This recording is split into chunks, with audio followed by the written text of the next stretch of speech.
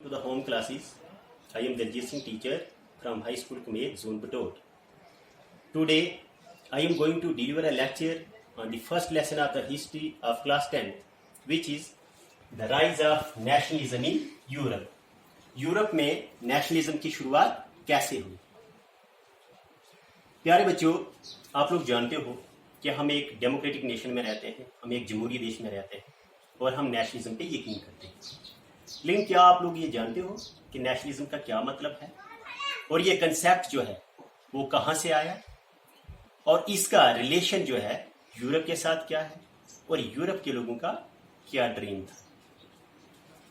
तो सबसे पहले मैं आप लोगों को नेशनलिज्म के बारे में बताना चाहता हूं। तो नेशनलिज्म का मतलब होता है पैट्रियोटिज्म, पैट्रियाटिक फीलिंग्स, हुबे वतन, वतन परिस्ती। एक सिंपल डेफिनेशन भी मैंने यहां पे आपको बताई है, अ फीलिंग ऑफ लव और pride for your own nation state, that is country. अपने देश के लिए जो आपका प्यार होता है उसी को हम नेशनलिज्म कहते हैं। हम कहते हैं कि ये मेरा देश है, मैं इस देश का बाशिंदा हूं, मेरी अपनी एक सेल्फ रिस्पेक्ट है। जो जोश, जो प्यार आप अपने देश के लिए दिखाते हो उसी को हम नेशनलिज्म कहते हैं। दूसरा, यहां पे एक और पॉइंट आ गया, नेशन स्टेट। तो नेशन स्टेट क्या होता है? Nation state is the one which has a separate political and geographical entity. Nation state हम उसे कहते हैं जिसकी अपनी एक जियोग्राफिकल एंटिटी हो, जिसका अपना एक फिक्स्ड एरिया हो, जिसका अपना एक वजूद है हो कि ये मेरा देश है, जिसकी अपनी एक सियासत हो, अपनी एक हुकूमत हो और सभी लोगों को बराबर के राइट्स मिले, वहां के कॉमन ट्रेडिशंस हो, कॉमन हिस्ट्री हो, कॉमन लैंग्वेज हो, उसे हम नेशन स्टेट कहते हैं। प्यारे बच्चों, आज का हमारा जो टॉपिक है वो है the French revolution and the idea of the nation. France का इनकलाब और नेशन का आइडिया जो है वो कैसे आया। तो सबसे पहले मैं आप लोगों को बताना चाहूंगा कि नेशनलिज्म का आइडिया जो है, कंसेप्ट जो है, सबसे पहले इसका वजूद जो है वो फ्रांस के इनकलाब से आया है। 1789 में नेशनलिज्म का कंसेप्ट जो है वो फ्रांस से आया। इससे पहले फ्रांस में मोनार्की हुआ करती थी, मतलब राजा महाराजाओं की हुकूमत थी, वहां पे बादशाह थी वहां पे।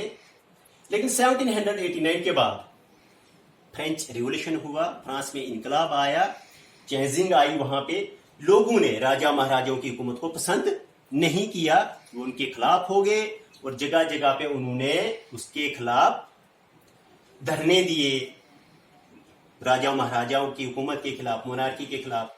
और उसके बाद फ्रांस का इनकलाब आया। तो फर्स्ट एक्सप्रेशन ऑफ नेशनलिज्म जो है वो कब शुरू हुआ, कब दिखाई दिया हमें लोगों के दिलों में? 1789 के बाद, 1789 में।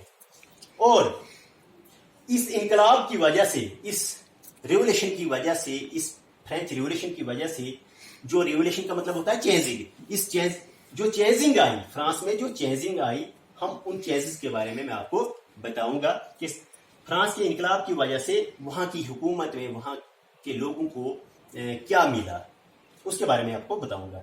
तो सबसे पहली जो चेंज आई फ्रांस में, फ्रांस के इनकलाब की वजह से, फ्रांस के रिवॉल्यूशन की वजह से जो पहली चेंज आई वो क्या आई?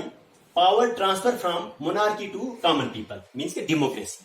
जो पहले पावर, जो हुकूमत जो थी, जो मोनार्की के पास थी, राजा महाराजाओं के पास थी, वो वहां से ट्रांसफर हो गई, शिफ्ट हो गई और वो किसके पास आ गई? लोगों के पास हो गई। मतलब कि डेमोक्रेसी आ गई, वहां पे जमहूरी हुकूमत आ गई, लोगों की हुकूमत आ गई। उसके बाद सेकंड चेंज जो थी, आइडिया ऑफ लॉ पैट्री मीन्स के फादरलैंड एंड ले citizen, the citizen was adopted. लोगों के दिलों में उसके बाद ये विचार आया, ये सोच आई कि ये हमारी फादरलैंड है, ये हमारी होमलैंड है, ये हमारा देश है और हम यहाँ के सिटीजन हैं, हम यहाँ के पीपल हैं। ये लोगों को पता चला और उन्हें अपने राइट्स का पता चला। ये विचार आया लोगों के दिलों में। उसके बाद जो थर्ड चेंज थी, state general elected by citizen and rename the national assembly. Before 1789 वहां की जो जनरल असेंबली थी उसका नाम था स्टेट जनरल। तो वो लोगों की इलेक्टेड नहीं होती थी, लेकिन फ्रांस के इंकलाब के बाद 1789 के बाद जो है वहां की जो नेशनल असेंबली बनी वो लोगों की चुनी हुई बनी, जैसे हमारी डेमोक्रेसी में हुआ करता है। फोर्थ चेंज, सेंट्रलाइज पॉलिटिकल और एडमिनिस्ट्रेटिव सिस्टम एस्टेब्लिश्ड। वहां का एडमिनिस्ट्रेटिव सिस्टम जो था, वहां की हुकूमत का सिस्टम जो था, वो सेंट्रलाइज सिस्टम जो है वहां पे बना कि एक ही हुकूमत जो है पूरे देश पे रन करेगी और वो चुनी हुई लोगों की हुकूमत होगी और सबके लिए यूनिफॉर्म लॉ होंगे, सबके लिए कानून जो होंगे बराबर होंगे और सबको इक्वलिटी मिलेगी और सबको बराबर के राइट्स मिलेंगे, मीन हक मिलेंगे। उसके बाद जो फिफ्थ चेंज थी, internal custom duties and dues were abolished. इसमें क्या है, जो कस्टम ड्यूटीज और ड्यूज जो थे, मीन्स के टैक्स जो था, टैक्स सिस्टम वहां का बड़ा खराब था और जहां पे इंपोर्ट एक्सपोर्ट हुआ करता था, जो दरामद बरामद का सिस्टम था वहां का, वहां पे जो टैक्स सिस्टम जो था वो बिल्कुल खराब था और उसको भी खत्म किया गया और uniform system of weight and measure was adopted. वहां पे सबके लिए बराबर जो वेट और मेजर का सिस्टम जो है वो बनाया गया। उसके बाद six change, French become the national language of the nation. उसके बाद क्या हुआ, फ्रांस भाषा जो है वो उस देश की एक नेशनल भाषा बनाई गई, कौमी भाषा बनाई गई। And new national anthem was adopted. जो 1789 से पहले जो वहां का नेशनल एंथम था उसको खत्म किया गया और उसकी जगह पे एक नया नेशनल एंथम भी उन्होंने अपनाया। उसके बाद क्या हुआ, जो रिवोल्यूशनरी थे उन्होंने ये डिक्लेयर किया कि हमारा एक ऐसा मिशन होना चाहिए और ये फ्रांस के लोगों की एक किस्मत है कि हम क्या करें, यूरोप के बाकी देशों में जाके भी लोगों को नेशनलिज्म के बारे में लिबरेट करवाएं, उनके बारे में हम लोगों को जानकारी दें। उसके बाद ये मैंने 7th चेंज में लिखा है, the revolutionaries and French armies try to spread the idea of nationalism to rest of Europe. तो जो रिवोल्यूशनरी थे उन्होंने कहा कि ये आइडिया जो है ये यूरोप के बाकी देशों तक भी जाना चाहिए, इसलिए फ्रांस की आर्मी जो थी उन्होंने इस आइडिया को यूरोप के बाकी देशों में भी फैलाया, नेशनलिज्म का आइडिया जो है बाकी देशों में भी फैलाया। तो ये मैं आपको बता रहा था जो फ्रेंच रिवॉल्यूशन की वजह से जो लोगों में आजादी मिली, जो डेमोक्रेसी मिली थी उसके बारे में। लेकिन आपको ये बात बता दूं मैं कि ये जो डेमोक्रेसी जो थी वो वहां की लोगों की जो खुशी थी डेमोक्रेसी की वो शॉर्ट टर्म थी, वो कुछ ही टाइम के लिए थी, क्योंकि उसके बाद जो है नेपोलियन जो है वो पावर में आ गया। तो मैं आपको बताना चाहूंगा कि नेपोलियन जो था एक मिलिट्री का लीडर था, एक कमांडर था मिलिट्री का, वो उसके बाद पावर में आ गए। तो जैसे नेपोलियन पावर में आ गए तो डेमोक्रेसी दोबारा शिफ्ट होकर मोनार्की बन गई, जो पुराना सिस्टम था वही सिस्टम आ गया। हालांकि नेपोलियन ने बहुत सारे ऐसे प्रिंसिपल अपनी हुकूमत में, ऐसे कुछ असूल बनाए थे, ऐसे कुछ लॉ बनाए थे जो लोगों के लिए काफी फायदेमंद भी थे और कुछ ऐसे कानून भी थे जो कानून, जो प्रिंसिपल लोगों को पसंद नहीं आए। तो मैं आपको नेपोलियन के बारे में बताऊंगा। नेपोलियन कब पावर में आया? नेपोलियन जो थे 1799 में पावर में आए और 1815 तक उनकी हुकूमत रही।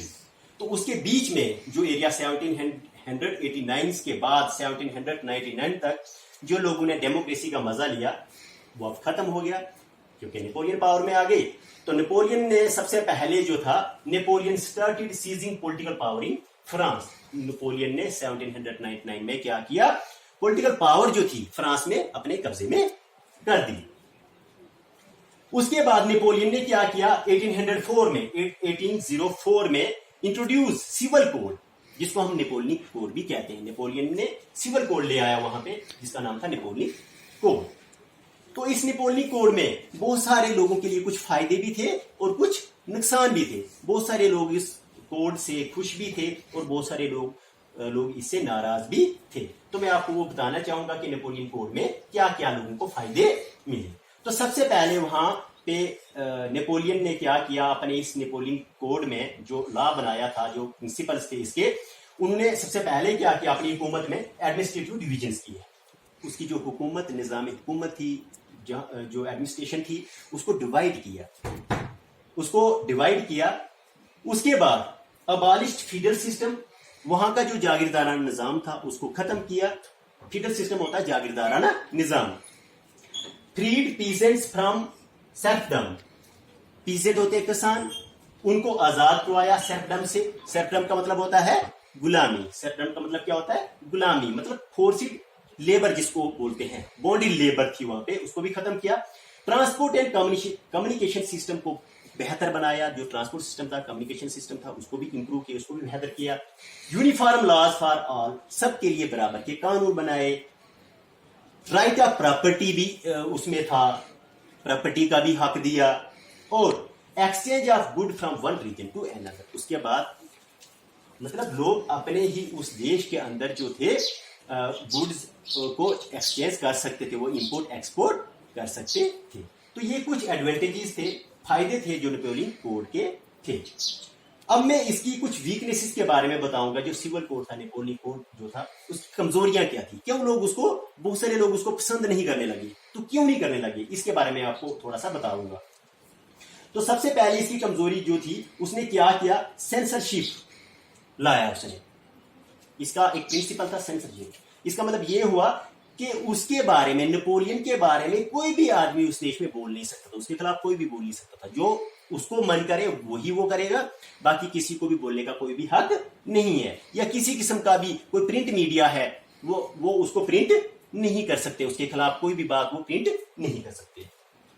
दूसरी बात क्या थी, इंक्रीज टैक्स। नेपोलियन ने क्या किया, टैक्स को बढ़ा लिया, जिससे और लोग नाराज हो गए। टैक्स सिस्टम जो था उसने बढ़ा लिया और लोग बहुत सारे इससे भी नाराज हो गए, और ये भी इसकी कमजोरी ही थी। और तीसरा पॉइंट जो सबसे मतलब जिससे सबसे ज्यादा लोग दुखी हुए इसकी हुकूमत से, वो क्या था, force to join army. Napoleon का अपना एक हुकूमत का एक लॉ था, एक प्रिंसिपल था कि एक आदमी को, हर एक फैमिली से, हर एक परिवार से एक आदमी को फ्रेंच आर्मी में ज्वाइन करना ही करना है। तो इससे सबसे ज्यादा लोग जो है वो दुखी हुए। उसके बाद नेपोलियन के पास काफी आर्मी भी थी, बहुत ज्यादा आर्मी थी, क्योंकि वो जबरदस्ती आर्मी में भर्ती भी करवाता था। और उसका मकसद ये भी था कि मेरी आर्मी जाके यूरोप के बाकी देशों में भी अपना कब्जा करे, उनको भी अपने कब्जे में लाए, वहां पे भी मेरी पावर हो, मेरी हुकूमत हो। तो बहुत सारे देश ऐसे थे जिनको नेपोलियन की यह बात पसंद नहीं आई। जैसे मैंने यहां पे आपको लिखा है PBAR। ये 4 देश थे, जिसका नाम था रशिया, ब्रिटेन, ऑस्ट्रिया और रशिया। ये 4 देश जो थे, इनको नेपोलियन की ये बात जो है पसंद नहीं आई। इसकी डिक्टेटरशिप जो है वो उसे पसंद नहीं आई, उन्हें पसंद नहीं आई। और उनने क्या किया, नेपोलियन के खिलाफ एक बैटल शुरू कर दी, जंग शुरू कर दी। और जिस जंग में नेपोलियन जो है वो हार गए, और उस जंग का नाम था बैटल ऑफ वाटरलू। उस जंग का नाम था बैटल ऑफ वाटरलू। उसके बाद वो जो बाकी देश जो थे, उन्होंने एक ट्रीटी, एक समझौता किया, ट्रीटी ऑफ वीना उसका नाम है। वो समझौता उन्होंने किया कि हमारा, इस ट्रीटी ऑफ वीना में यह था कि हमारा जैसे पहले सिस्टम चल रहा था यूरोप के सभी देशों में, वैसे ही दोबारा सिस्टम चले। तो आज का मेरा यही टॉपिक था। तो इसके बाद मैं नेक्स्ट टॉपिक जो है वो फिर मैं आपको कल बताऊंगा। Thank you.